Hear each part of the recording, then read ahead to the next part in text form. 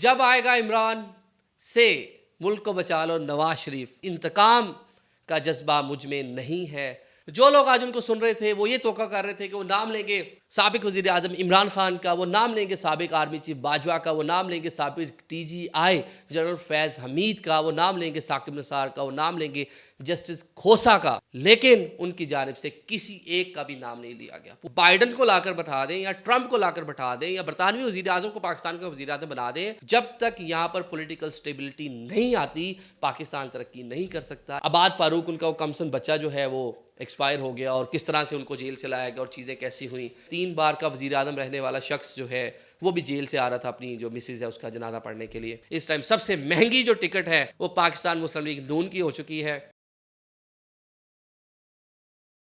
अस्सलाम वालेकुम नाजरीन, मैं हूं आदिल निज़ामी और आप देख रहे हैं मेरा यूट्यूब और फेसबुक चैनल आदिल निज़ामी स्पीक्स। जब आएगा इमरान से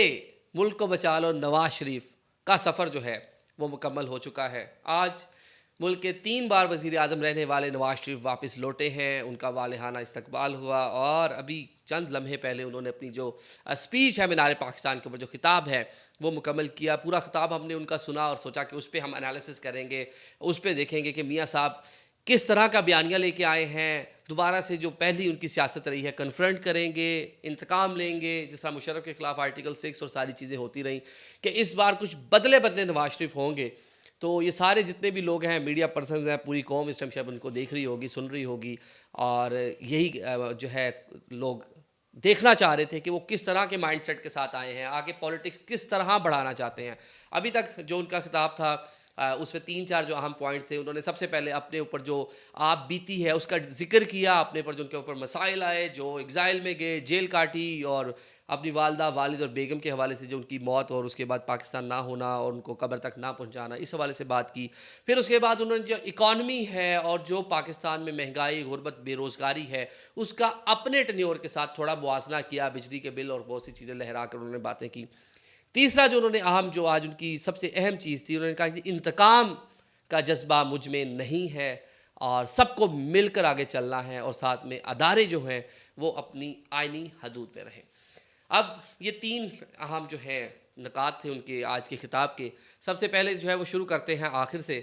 कि अदारे अपनी हदूद में रहें और वो कौन है जो बार बार नवाज शरीफ को इस कौम से जुदा कर देता है। जो लोग आज उनको सुन रहे थे वो ये तोक़ा कर रहे थे कि वो नाम लेंगे साबिक वज़ीर आज़म इमरान खान का, वो नाम लेंगे साबिक आर्मी चीफ बाजवा का, वो नाम लेंगे साबिक TGI जनरल फैज़ हमीद का, वो नाम लेंगे साकिब निसार का, वो नाम लेंगे जस्टिस खोसा का,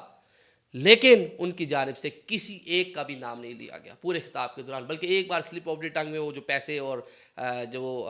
एटमी धमाके और जो उनको ऑफ़र हुई थी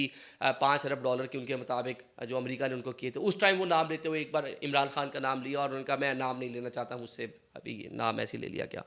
तो एक अच्छा खिताब और कन्फ्रंट नहीं करने जा रहे और एक जो पाकिस्तान के रियल मसाइल हैं, जो रियल इकॉनमी को मसाइल दर पेश हैं, जो लोग सफ़र कर रहे हैं, किस तरह से एक 25 करोड़ आवाम का मुल्क जिसके पास तमाम रिसोर्सेज भी हैं, वसाइल भी हैं, एक बड़ी फ़ौज भी है, 60% लोग हमारे जो हैं वो नौजवान हैं, तो वो कैसे सफ़र कर रहा है, कैसे 1-1, 2-2 अरब डॉलर के लिए हम दुनिया के सामने भकारी बने हुए हैं और ये मामला कैसे यहाँ तक पहुँचे, उनका उन्होंने जायज़ा लिया, उसके ऊपर बात की, लेकिन तनकीद किसी पर नहीं की। उन्होंने बताया कि किस तरह यहाँ जो है सिस्टम उसको डीरेल किया जाता है, किस तरह यहाँ केसेस बनाए जाते हैं, किस तरह लोगों को एग्ज़ाइल में भेजा जाता है, किस तरह यहाँ पे मोनोपोली करके पॉलिटिकल सिस्टम जो उसको डिस्टेबलाइज़ किया जाता है। तो ये 2-4-5 जो अहम चीज़ें थी उस पर उन्होंने बात की और साथ में कहा कि अदारे जो हैं उनको भी अपनी जो आइनी हदूद है उसमें रह के काम करना चाहिए। एक मैसेज था, अच्छा मैसेज था, लेकिन ओवरऑल किसी का भी नाम नहीं लिया और एक बैलेंस उनकी जो है स्पीच आज की है वो नज़र आई है, जिसे आप आने वाले टाइम में ये फोर्स ही कर सकते हैं। एक तो चले बड़ा कामयाब जलसा हो गया मीनार पाकिस्तान पे, जो एक जो गुज़िश्ता सियासी जमात है जो इक़्तिदार में रही है वो ये क्लेम करती थी कि मीनार पाकिस्तान पे कोई और सियासी जमात जलसा नहीं कर सकती, ये PTI का क्लेम होता था। लेकिन आज एक बड़ा जलसा, ऑल दो पूरे पंजाब से लोग आए हैं, पूरे पाकिस्तान से आए हैं, बाकी सियासी जमातें जब इतने बड़े वेन्यू पे जलसा करती हैं तो वो पूरे पंजाब से और पूरे पाकिस्तान से ही वो रिसोर्सेज को यूटिलाइज़ करती हैं ताकि उस जलसागाह को भर सके। تو ایک بڑا جلسہ گاہ، ابھی تک مجھے کوئی ٹویٹر پہ کوئی مجھے فیس بک پہ جلسہ گاہ خالی ہونے کی، ورنہ وہ اس طرح کافی سارے وہاں پہ جو اس جماعت سے منسلک یوٹیوبرز ہیں یا لوگ ہیں وہ جلسہ گاہ پہنچے ہوں گے کوئی نقائص نکالنے کے لیے، کوئی ایسی چیزیں نکالنے کے لیے جو نکال سکیں اور سوشل میڈیا پہ پروپیگنڈا کر سکیں گے، یا لوگ نہیں ہیں۔ جلسہ گاہ جو ہے وہ بھری ہوئی تھی، جلسہ کامیاب ہو گیا، اور وہاں سے جو میسج تھا وہ بھی بڑا شاؤٹ اینڈ کلیئر تھا کہ وہ پاکستان کے اندر جو معاملات ہیں ان کو ٹھیک کرنے کے عزم سے آئے ہیں۔ ان کی کوشش یہی ہوگی کہ جو یہاں پہ مسائل ہیں ان کو ایڈریس کیا جائے، نہ کہ جو کنفلکٹ کی سیاست، جو یہاں پہ تصادم کی سیاست یا ایک دوسرے کے خلاف مقدمہ بازی، کیسز، ایک دوسرے کو جیل بھیجنا، وہ اس سے تھوڑا سا ہٹ کر موڈ میں نظر آ رہے تھے۔ ورنہ یہی آج دیکھا جا رہا تھا کہ وہ شروع کرتے مجھے کیوں نکالا جی ٹی روڈ سے، جنرل فیاض حمید کا نام لیتے، عمران خان کا نام لیتے، کس طرح کیسز بنائے گئے ان کا بات کرتے، ڈی جی آئی اس ٹائم جو تھے فیاض حمید ان کی بات کرتے، اور 3 سابقہ چیف جسٹس جو ہیں جسٹس کھوسہ، ثاقب نثار اور بندیال، ان کے حوالے سے بات کرتے، لیکن انہوں نے ایک لفظ بھی ان کے حوالے سے بات نہیں کی، اپنے کیسز کو اس طرح سے ڈسکرائب نہیں کیا، اس طرح سے کیسز کی ڈیٹیل میں نہیں گئے، اوور ویو دیا اور اوور آل باتیں کی، اور ایک اچھا میسیج دے گئے کہ وہ کس مائنڈ سیٹ سے آئے ہیں۔ اب مل کر ساتھ چلنا ہے، مل کے چلنے کی بات اب نہ صرف یہ بات عمران خان کر رہے ہیں، انہوں نے بھی جیل سے، جو پاکستان تحریک انصاف نے ایک اپنا جو ان کا کور کمیٹی اجلاس کے بعد اور ساری چیزیں ان کے حوالے سے بتائی گئی، کہا جی مل کے چلنا ہے، صدر پاکستان سے ملاقاتیں ہوئیں کہ جی مل کے چلنا ہے۔ اچھا، اب یہی کہہ رہے ہیں میاں صاحب کہ جی مل کے چلنا ہے، زرداری صاحب کا ویسی بیانیہ یہ ہے مل کے چلنا ہے۔ تو یہ مل کے چلنا پہ سب اس ٹائم متفق کیوں ہیں؟ اگر یہ متفق ہیں تو چلیں، یہ خوش آئند ہے پاکستان کے لیے، اس 25 کروڑ عوام کے لیے، کہ مل کر یہ پولیٹیکل فورسز آپس کے جو اختلافات ہیں ان کو بھلا کر آگے چیزوں کو سٹریم لائن کریں۔ ملک کا بہت نقصان ہو چکا، لوگوں کا بہت نقصان ہو چکا، پاکستانی قوم جو ہے وہ سفر کر رہی ہے۔ تو یہ آج انہوں نے ایک اچھا میسیج دے دیا کہ جی مل کے آگے چلیں۔ اب وہ مل کے آگے اب کیسے چلتے ہیں، اب اس کے آگے اس کو ایگزیکیوٹ کون کر سکتا ہے، کیسے کر سکتا ہے، یہ ایک اہم بات ہے۔ باقی اس کے بعد جو انہوں نے ترقیاتی کام اپنے گنوائے، اس میں تو کوئی ان کا ناقد ہو یا نہ ہو، اس پہ تو بالکل ہر بندہ متفق ہے کہ پاکستان میں جتنے بھی بڑے بڑے جو ترقیاتی پروجیکٹ ہیں جو آپ کو نظر آتے ہیں، جو کسی بھی ملک کی خوبصورتی ہوتی ہے، وہ میاں نواز شریف کے دور میں بنے ہیں۔ اس کا کریڈٹ تو ان کو جاتا ہی جاتا ہے، وہ موٹر ویز ہوں، وہ آپ کی میٹروز ہوں، وہ اورنج لائن ہو، وہ آپ کے ایئرپورٹس ہوں، وہ آپ کے پاکستان کے بڑے بڑے ہاسپٹلز ہوں، یہ کریڈٹ تو ان کو جاتا ہی جاتا ہے۔ جو کسی بھی ملک کی بھی، ہم دنیا میں ٹریول کرتے ہیں، دنیا بھر جاتے ہیں، موٹر ویز وہاں نظر آتی ہیں، بڑے ہائی ویز نظر آتے ہیں، میٹرو کا سسٹم نظر آتا ہے۔ جب ہمارے پاکستانی وہاں جاتے ہیں تو ان کو دیکھ کے بڑا خوش ہوتے ہیں، شاید اسی معیار کی موٹر ویز ہمارے پاکستان میں موجود ہیں، اسی معیار کی جو میٹروز ہیں وہ ہمارے پاکستان میں موجود ہے۔ اورنج لائن بھی اس کی ایک مثال ہے۔ تو وہ انہوں نے ان کو گنوایا، بالکل ٹھیک کیا۔ پھر انہوں نے ڈالر کا ریٹ، پیٹرول کا ریٹ، چینی کا ریٹ، اب انہوں نے بتایا کہ ان کے دور میں پیٹرول 60 روپے لیٹر تھا، بالکل تھا۔ اب اس کو آپ گوگل پہ سرچ کر سکتے ہیں۔ انہوں نے بتایا جی کہ ان کے دور میں ڈالر 104 روپے کا تھا، تو مجھے یاد ہے میں نے ایک بار ایکسچینج بھی کروایا تھا، 110 روپے کے قریب یہی ریٹ تھا۔ چینی 40-50 روپے کلو تھی، بالکل ایسا ہی ہے۔ تو یہ ساری کی ساری چیزیں ہیں جو انہوں نے گنوائی، جو ان کے دور میں، جو آپ کے انٹرنیٹ کے اوپر آپ کی ہر جگہ موجود ہیں۔ انہوں نے تقابلی جائزہ لیا کہ یہ آپ اس ٹائم دیکھ لیں۔ پھر شہباز شریف کو تھوڑا تھا، جنہوں نے سیو کرنے کی بھی کوشش کی، تھوڑا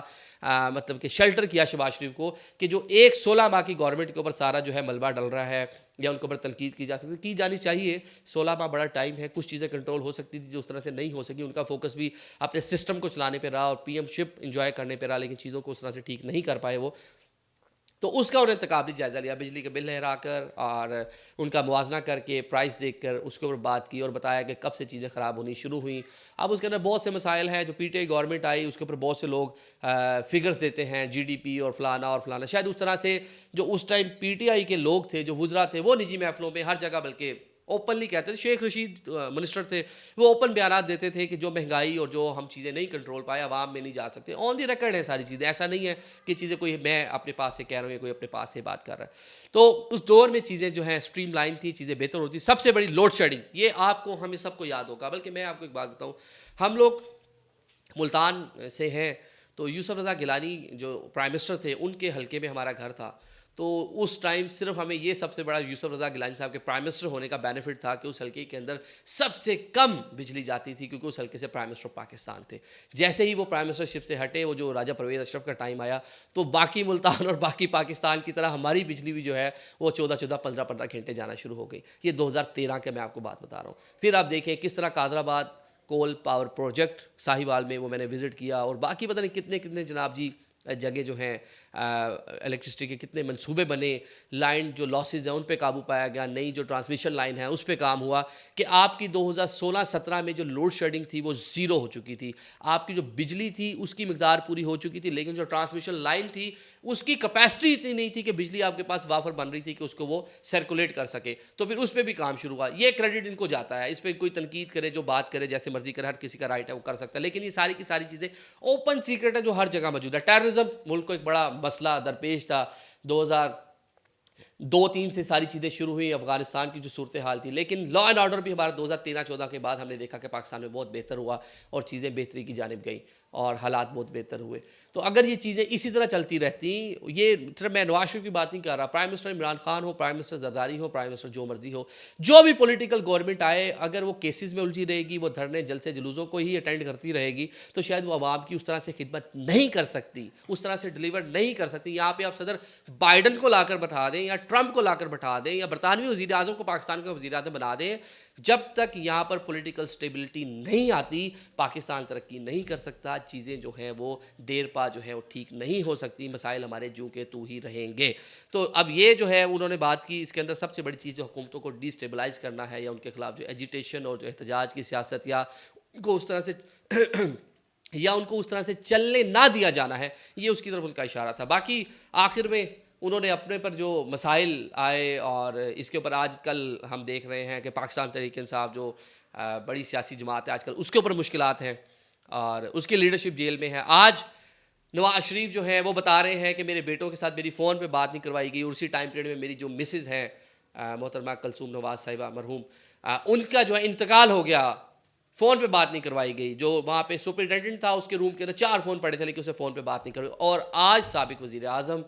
عمران خان جیل میں موجود ہیں اور یہ درخواستیں کر رہے ہیں کہ میرے بچوں اور بیٹوں کے ساتھ بات کروائی جائے. یہ دیکھیں کہ کس طرح کی یہ,